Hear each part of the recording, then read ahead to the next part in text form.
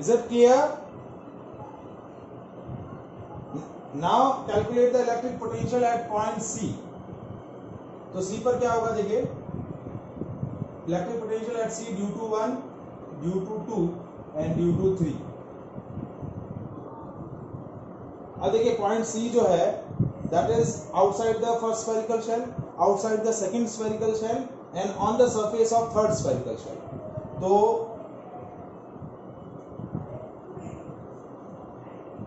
Sigma upon epsilon not into A square upon C. देखिए point सी जो है वो फर्स्ट स्फेरिकल शेल के बाहर है, तो बाहर वाले पॉइंट पे क्या होता है, sigma upon epsilon not into square of radius upon distance. तो square of radius A square upon distance, इसकी पॉइंट सी से डिस्टेंस कितनी है, C, radius of third spherical shell. तो sigma upon epsilon not into A square upon C. Second वाले का क्या हो जाएगा, sigma upon epsilon naught B square upon सी.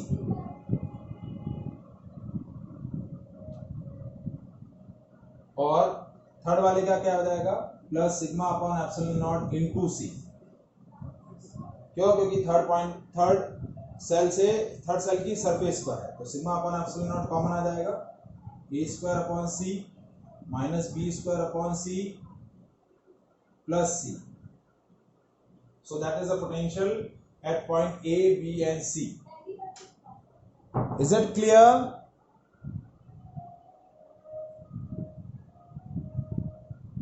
Any doubt?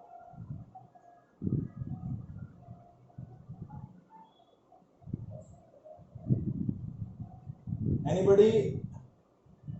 किसी को डाउट है?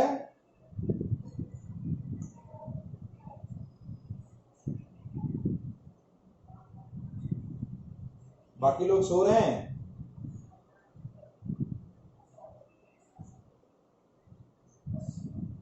लग तो ऐसे ही रहा है ना, यस आ रहा, नो आ रहा, कुछ भी नहीं आ रहा, तो ऐसा ही लग रहा है सो रहे हैं.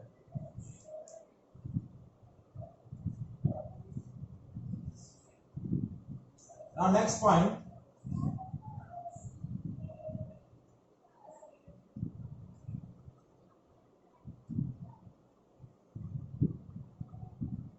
is electric field inside the conductor is zero. In last application what we have discussed, that whenever we supply the charge to the conducting spherical shell, that will be spread on its outer circumference. Charge never resides or never store inside the spherical shell, conducting spherical shell. जितना भी charge आप supply करेंगे वो उसकी outer circumference पे spread हो जाएगा. Inside the spherical shell आपका चार्ज बिल्कुल भी नहीं होगा. क्यों, क्योंकि इनसाइड द कंडक्टर और inside the conducting spherical shell electric field क्या होता है, जीरो होता है. So now we are discussing here why the electric field inside the conductor is zero.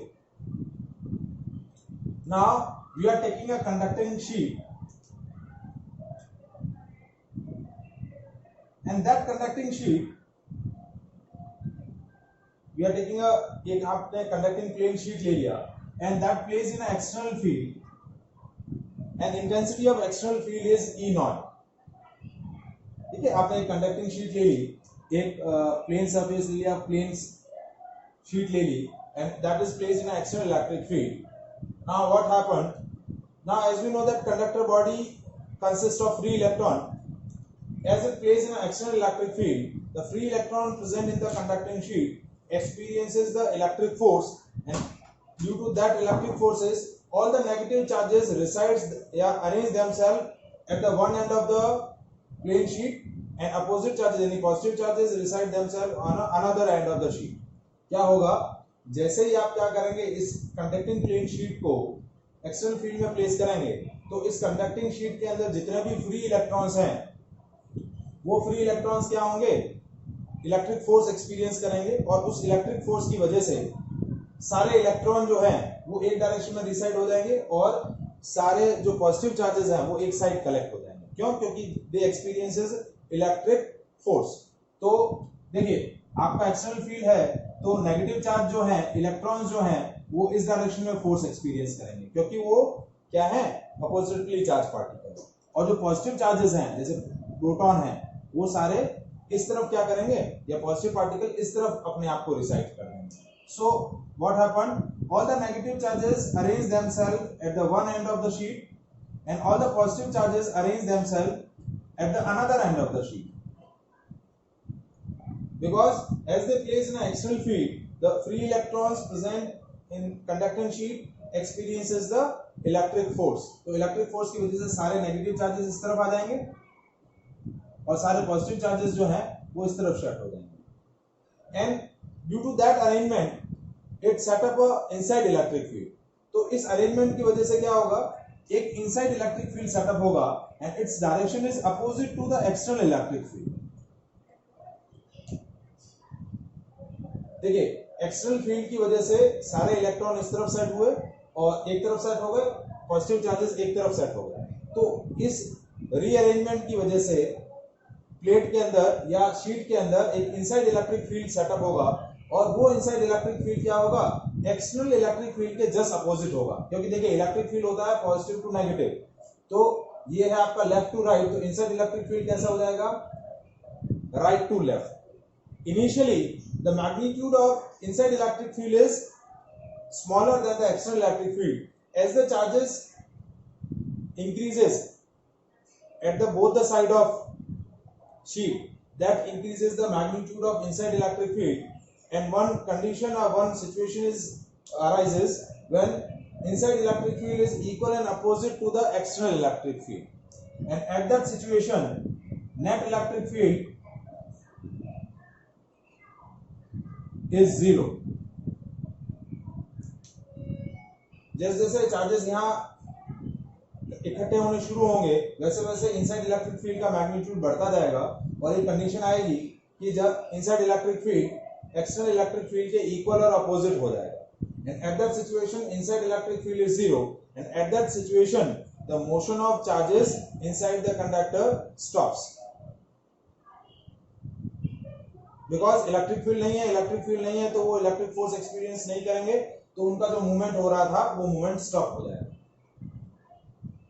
And makes the electric field of the system becomes zero. So whenever we place the conducting sheet at the external electric field या in the external electric field inside the conductor is zero. अब ये पूरा जो mechanism मैंने आपको explain किया, अब ऐसा लग रहा है कि it will take time, but ये पूरा मैकेनिज्म होने में नैनो सेकंड से भी कम का पीरियड लगता है। So whenever you place a conducting material और कंडक्टिंग शीट और conducting body in the external electric field, immediately the electric field inside the conductor is zero. Is it clear?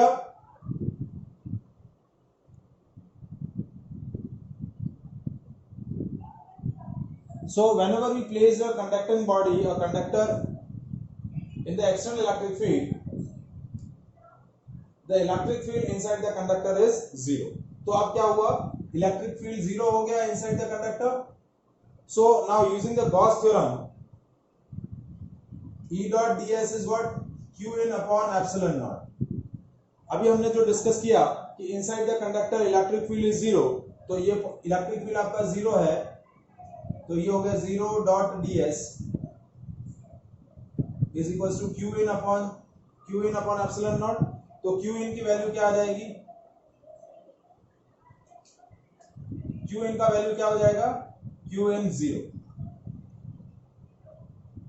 So inside the conductor आपका क्या होगा, charge भी store नहीं होगा, because the inside electric field is zero, so no charge will be stored inside the conductor. So whatever the charge you have supplied to the conductor body, that will be spread on its outer circumference. जो भी charge आप उसको supply करेंगे वो उसकी outer boundary पे spread out हो जाएगा। inside the sheet, inside the object, कोई भी चार्ज स्टोर नहीं होगा। Is it clear?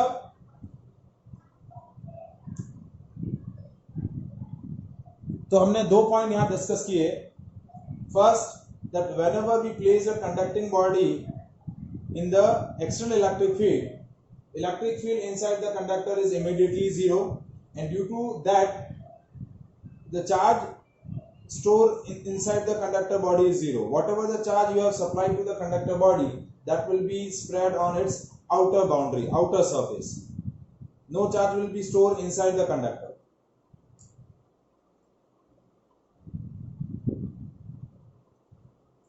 Clear?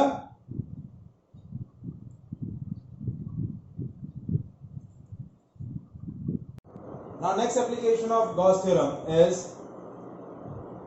electric field intensity due to infinite long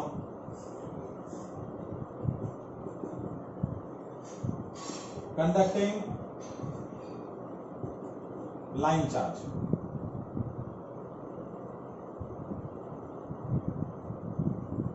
आपके पास क्या है, एक इनफाइनाइटली लॉन्ग एक कंडक्टिंग लाइन चार्ज है, और उस लाइन चार्ज की वजह से आपको क्या कैलकुलेट करना है, electric field intensity. So now what is the situation, we are taking a infinite long conducting line charge, यानी एक infinitely long straight wire conducting wire है, and it consists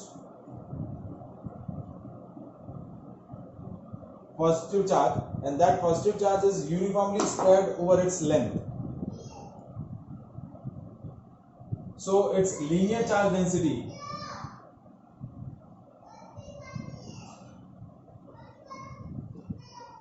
is lambda, and linear charge density is what, charge spread या charge supply per unit length. So total charge supplied is Q is equals to lambda into L.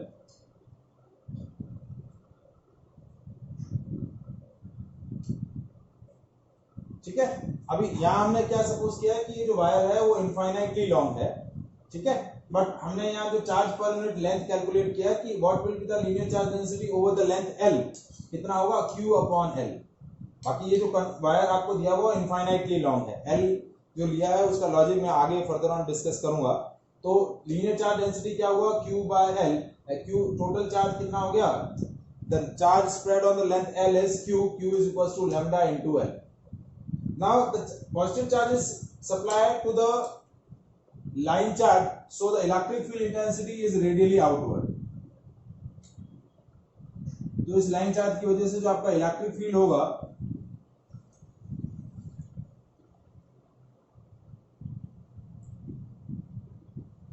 इस तरीके से radially outward रहेगा.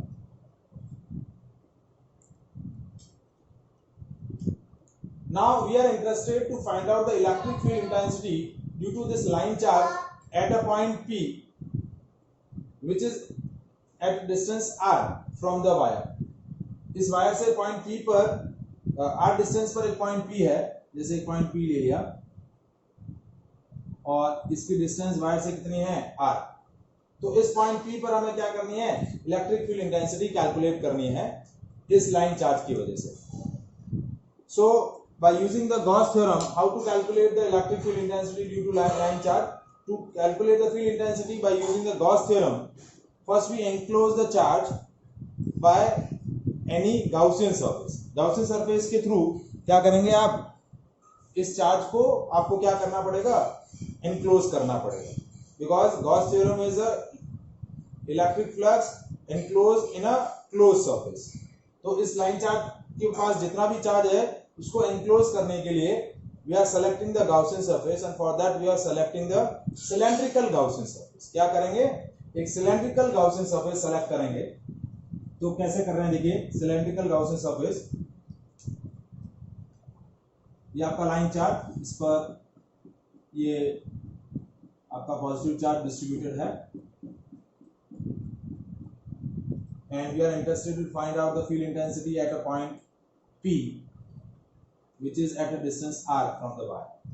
So to enclose the chart of this line chart, we are taking a cylindrical Gaussian surface of radius r and having a length L. आप क्या करेंगे, एक L length का और R रेडियस का एक सिलेंडर चूज करेंगे which is used to enclose the charge spread over this line charge.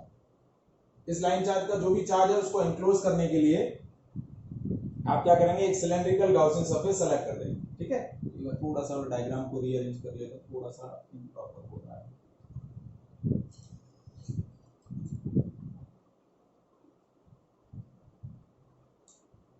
ठीक है,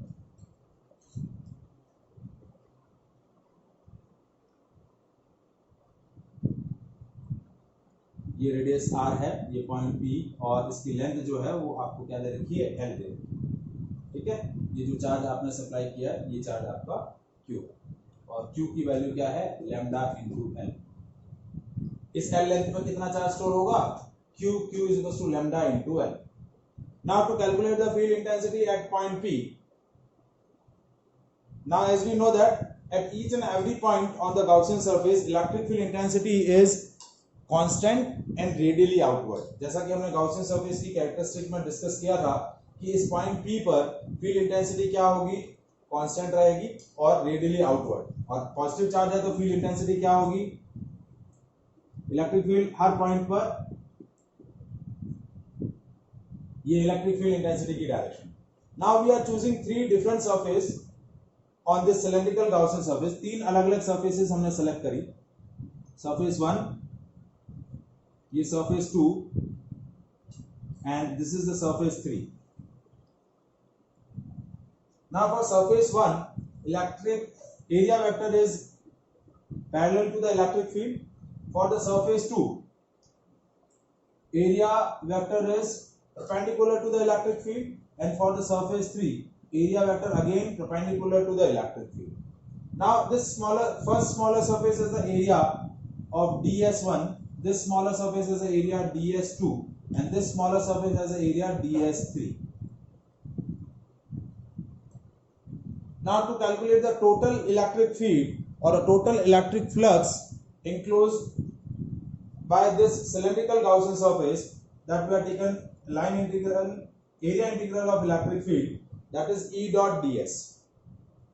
तो E dot ds की वैल्यू क्या होगी,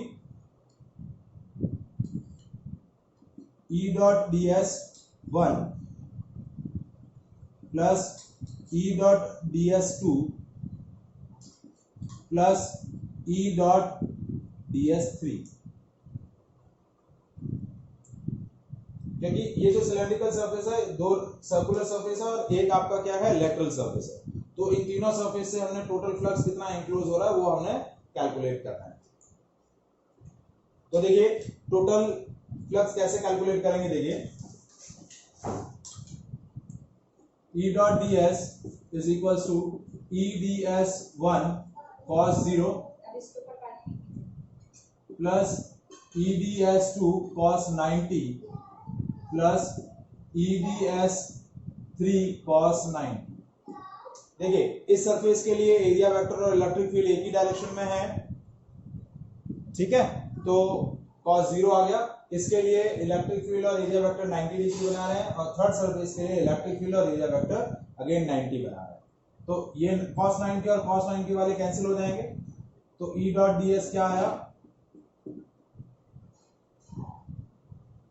इलेक्ट्रिक फील्ड यूनिफॉर्म है तो बाहर आ जाएगा ds1. तो ये वैल्यू कितनी हो गई, देखिए E इंटू, अब electric surface area of cylinder of radius r and having a length L क्या होगा, 2 pi r into L. तो ये हो गया आपका total electric flux enclose by this cylindrical Gaussian surface. ठीक है, now we apply the Gauss theorem. Gauss theorem क्या होता है, E dot ds is equals to qn upon epsilon naught. तो E dot ds की वैल्यू कितनी आएगी आपके पास, E into 2 pi r L और q in की वैल्यू है q by epsilon naught. और Q की वैल्यू हमने अभी डिराइव करी थी, that is lambda into L। तो इस Q की जगह हमने क्या प्लेस कर दिया, लैम्डा इनटू L। इस L से ये L कैंसिल, तो इलेक्ट्रिक फील्ड इंटेंसिटी आया lambda upon 2 pi r epsilon not. So that is the electric field intensity due to infinite long line charge. E is equals to lambda upon 2 pi r epsilon naught. So electric field intensity, ये जो relation बता रहा है, electric field intensity is inversely proportional to the distance. Means as you move away from the line charge, field intensity decreases. जैसे जैसे आप line charge से दूर जाएंगे वैसे वैसे फील्ड इंटेंसिटी आपकी डिक्रीज होती जाएगी। Is it clear? समझ में आया? That is the electric field intensity due to infinite long line charge. E is equals to lambda upon 2 pi r epsilon naught. Now we calculate the potential due to this infinite long line charge.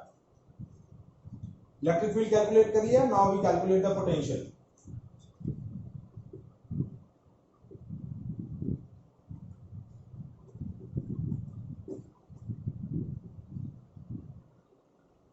So line charge electric potential dV is equals to minus E dot dr या V is equals to minus E dot dr, और ठीक है position क्या है, infinity से r। तो electric field आपके पास known है जो अभी आपने कैलकुलेट किया, तो electric field minus lambda upon 2 pi r epsilon naught dr, ठीक है, infinity to r। v is equals to lambda upon 2 pi epsilon naught बाहर आ गया 1 बाय r dr, और limit infinity to r।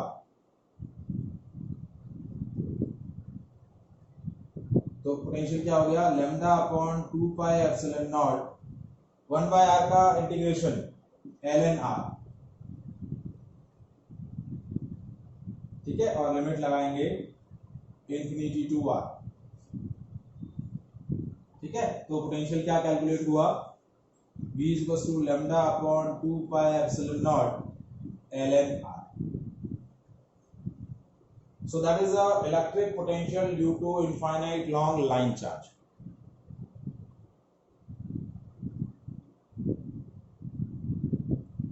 Lambda upon 2 pi epsilon naught ln r log r।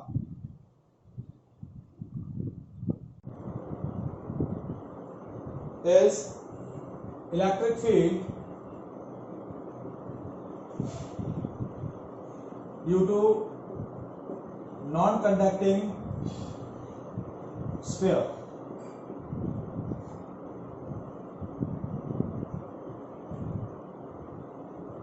Electric field intensity due to non-conducting sphere, ठीक है। So we are taking a non-conducting sphere of radius r,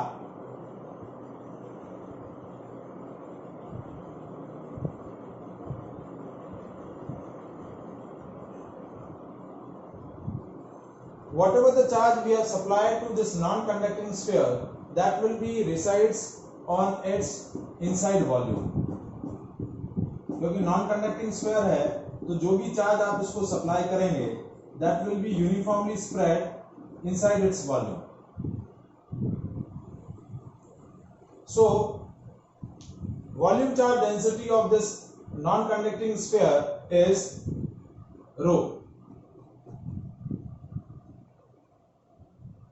इसके लिए जो variable define करेंगे वो करेंगे volume charge density, that is rho, that is charge per unit volume. So rho is equals to q upon 4/3 pi r cube. So q की value हो जाएगी rho into 4/3 pi r, capital R into q, क्योंकि volume sphere है, sphere की radius r है, तो volume हो जाएगा 4/3 पाई कैपिटल R क्यूब तो चार्ज क्या हो जाएगा, rho into 4/3 pi are cube. ये आपका क्या हो गया, the total charge supplied to the non conducting sphere. अब जिस तरीके से हमने स्फेरिकल शेल के लिए डिफरेंट पॉइंट्स पर फील्ड इंटेंसिटी कैलकुलेट करी थी, वैसे ही now we calculate the electric field intensity due to the non conducting sphere at a point which is outside the sphere, on the surface of sphere and inside the sphere. So first we calculate case 1, electric field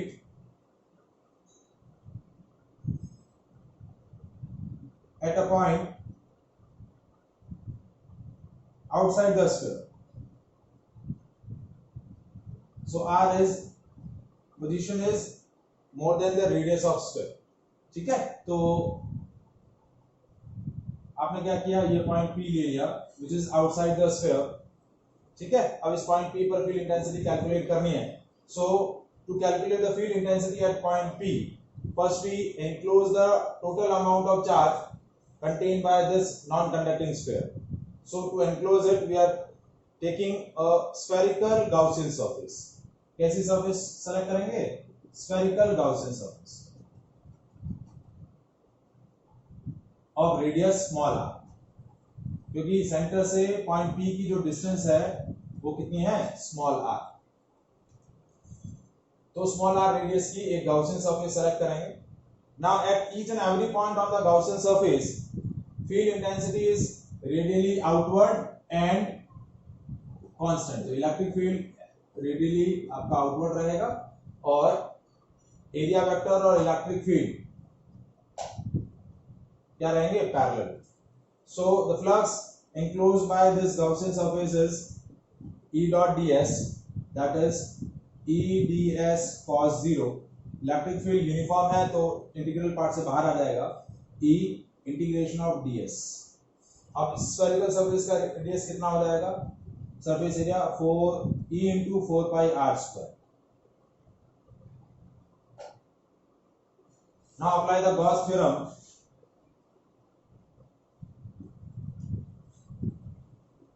तो E into 4 pi r square यानी E dot ds is equals to q in upon epsilon naught। तो total charge है q upon epsilon naught और q की value in terms of volume charge density कितनी है, E into 4 pi r square is equals to q in, that is rho into 4 by 3 pi r cube upon epsilon naught। देखिए simply 4 pi से आपका 4 pi cancel हो जाएगा, आपकी surface charge density क्या, electric field intensity क्या आया, E is equals to rho r cube upon 3 epsilon naught into small r square। ये आपकी electric field intensity I outside the point and in terms of volume charge density. ये चीज आपको electric field के form में, electric charge के form में calculate करनी होती तो Q की जगह Q ही रख देते। तो इलेक्ट्रिक फील्ड कितना आता, सिंपली KQ बाय, देखिए Q अपॉन 4 पाई epsilon naught into r square, तो ये हो जाता KQ बाय r स्क्वायर। तो इन टर्म्स ऑफ चार्ज ये वैल्यू हो जाएगी KQ बाय r स्क्वायर। तो आउटसाइड द पॉइंट क्या आया, KQ बाय r स्क्वायर। जो स्फेरिकल शेल के लिए आया था वही सेम वैल्यू आया, बस Q का वैल्यू अलग होगा नॉन कंडक्टिंग स्फीयर के लिए और नॉन कंडक्टिंग स्फेरिकल शेल के लिए। क्योंकि कंडक्टिंग स्फेरिकल शेल के लिए हम सरफेस चार्ज डेंसिटी डिफाइन करते हैं और नॉन कंडक्टिंग स्फीयर के लिए आप वॉल्यूम चार्ज डेंसिटी डिफाइन करते हैं। Now second case, when point is on the surface. Second case, electric field at a point on the surface of sphere, यानी small r is equals to capital R। तो बस कोई change नहीं है ज्यादा, ES यानी सरफेस पे क्या हो जाएगा, rho r cube upon 3 epsilon naught into r square, तो कैपिटल R स्क्वायर हो जाएगा। तो कैपिटल R स्क्वायर से r cube cancel, that is rho upon 3 epsilon naught into r। और इन टर्म्स ऑफ चार्ज यदि कैलकुलेट करना चाहे तो KQ by small r, Q by capital R square। ये आपकी electric field intensity due to non conducting sphere at a point on its surface.